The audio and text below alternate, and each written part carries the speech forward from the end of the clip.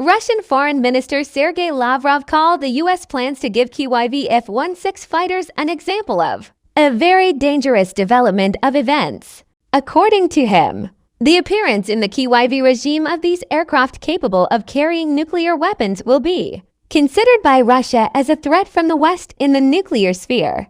We have informed the nuclear powers, the United States, Britain and France that Russia cannot ignore the ability of these aircraft to carry nuclear weapons, the minister said, adding that no assurances will help here.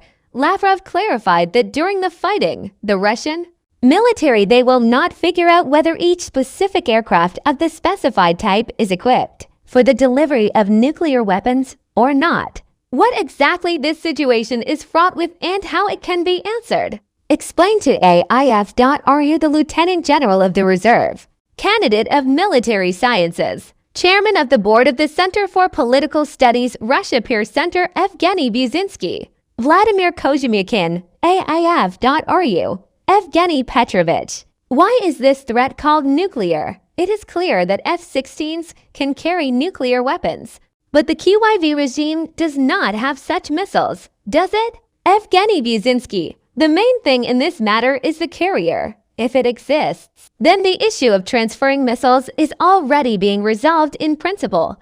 Of course, it is not so simple and unambiguous. But we really won't know what exactly these F-16s have on board, and we will be forced to proceed from the worst-case scenario.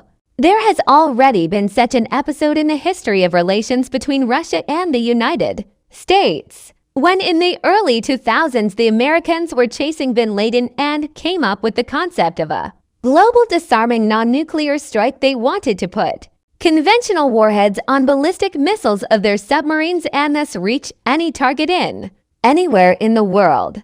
We then immediately told them that our missile attack warning systems do not determine whether these warheads are nuclear or non-nuclear. Therefore, in this case, the Americans are playing with fire. As a result, this program was cut down in the bud.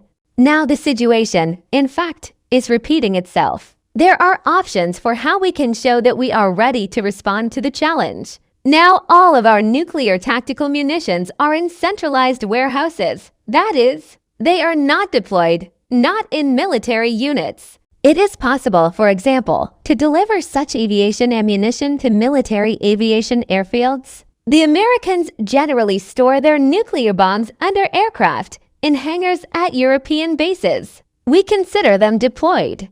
Is the transfer of F-16s a deliberate creation of a nuclear threat to Russia? Or are those who want to transfer them to Ukraine pursuing a different, non-nuclear goal? This is just another step in the escalation, a demonstrative political gesture. Zelenskyy demands planes, so the Americans are thinking whether to give them or not. For them, this will be the moment of truth, because if they begin to base F-16s outside Ukraine and we are forced to strike at these airfields, then the Americans will have to decide whether to start a nuclear war with us or not. From my point of view, the Ukrainians will not need F-16. Moreover, in the amount of 2 squadrons, they will not decide anything. Sergei Shoigu said that during the special operation we have already landed 21 enemy planes. Let's land others.